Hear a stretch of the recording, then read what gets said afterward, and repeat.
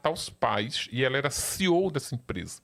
E ela contrata funcionários para trabalhar para ela. Então, nesse organograma, o mandante ele é intelectualmente superior aos executores. Porque Flor de Lis, né? Mesma coisa. exatamente. Por exemplo, eu quero matar meus pais. Eu vou chegar, Cris, vamos matar meus pais? Tu vai me pagar quanto? Ou seja, tu é uma pessoa inferior, tu não tá nem pensando no que isso significa, no que isso pode acarretar. Mas se eu já for pra Yasmin, a Yasmin, não, tu tá louco? Tipo, vamos, eu não vou matar, mas aí se eu tiver algum lucro, eu chamo alguém e mato. Ou seja, o poder intelectual ele influencia muito isso. O mandante geralmente é uma pessoa bem inteligente e os executores são bem. E vai muito da violência. A violência, tem uma coisa que as pessoas, essa coisa da motivação, a violência, ela está muito ligada na tua capacidade de fazer e reagir a situações. Eu vou só te falar uma coisa que é muito curiosa que aconteceu quando eu visitei a família da Elise Matsunaga lá em Chopinzinho. Eu fui na casa da Elise, ela tem uma tia Rose, que ela meio que virou a mãe da Elise. Era a única mulher que visitava, ela acolhe a Elise. É aquela que tá no documentário também. Documentário, exatamente, que elas se abraçam, que é super emocionante. Aquela senhora me ajudou muito, muito, muito, muito no livro da Elise.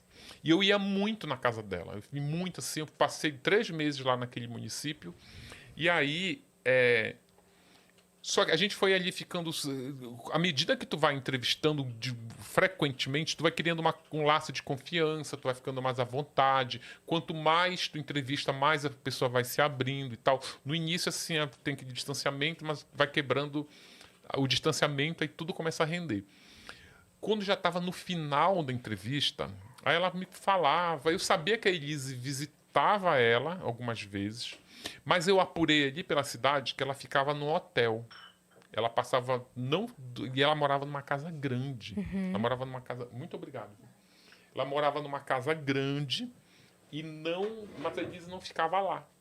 E moravam nessa casa a tia Rose, o marido dela, que era um motorista de ambulância do SAMU, e um filho adolescente.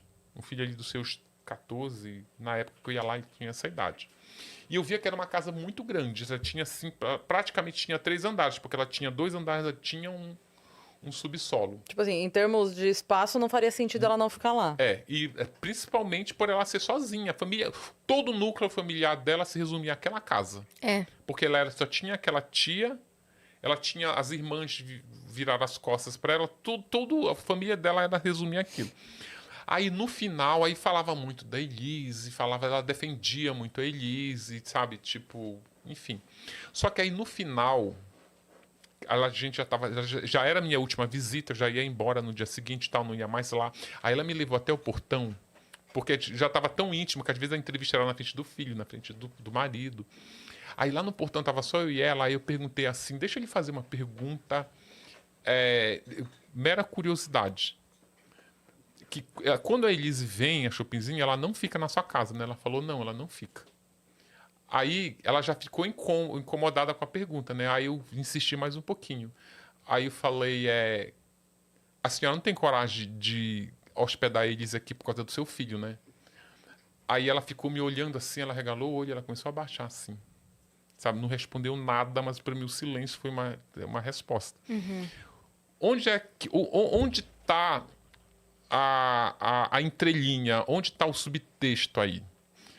Por mais que tu ame uma pessoa, tu sabe do que aquela pessoa é capaz de fazer, que eu acho que responde muito um pouco a essa pergunta aí desse rapaz. Tu sabe do que aquela pessoa é capaz de fazer. Você sabe os defeitos não dela. interessa os motivos, não interessa o que te levou a fazer aquilo, se aquela pessoa realmente mereceu morrer. Às vezes tu matou até mesmo quem, sabe? Até se tu matar pra não morrer, tipo, legítima defesa, eu peguei uma arma, dei na cara do bandido lá, mas eu mostrei que eu sou capaz de fazer isso. Então, ali, a Elise, ela matou o marido. Ela matou o pai da filha dela. A Elise, ela esquartejou durante uma madrugada inteira o homem que ela dizia amar. A Elise, no meio do esquartejamento, que o esquartejamento foi uma coisa muito trabalhosa, a empregada bateu na porta da casa, do quarto onde ela estava esquartejando, porque a bebezinha dela estava chorando. Ela lava as mãos e vai amamentar a criança. Amamenta, devolve para babá, tranca a porta e volta para esquartejar o marido. Isso diz muito do que ela é capaz de fazer. Essa informação não tem como tu apagar, mesmo que tu ame, tu vai continuar amando aquela pessoa. Mas tu tem no teu arquivo essa informação guardada. Pra O que tu sempre. vai fazer com ela? A tia Rose ali deixou muito claro. Eu não tenho coragem de deixar ela com a Sim. minha família. Eu não sei, tipo... Ela não matou o bandido, ela matou o marido. Sim. Então, eu acho assim que se tu puder tirar uma... as pessoas perguntam muito, por que tu escreve sobre crime? Eu acho que é esse tipo de informação que tu tem que extrair desses livros, sabe? As relações, os 3 livros, eles falam muito dessas relações de mãe com filha, da outra que acolhe a criminosa, da Suzane com os pais, Sim. da Flor de Lis com os filhos. A Flor de Lis, cara, o livro, inclusive, da Flor de Lis, ele banca a seguinte tese: ela não é essa mãe de 50 que ela diz ser. Ela não é mãe. Ela foi mãe dos filhos biológicos. Ainda assim, os 3 filhos biológicos dela foram arregimentados no crime que ela orquestrou e estão presos. Um está tá na condicional, mas tem 2 filhos biológicos presos. Ou seja, ela nunca foi mãe. Ela montou uma organização criminosa. Uma empresa também. Uma empresa. Mocrim. Para...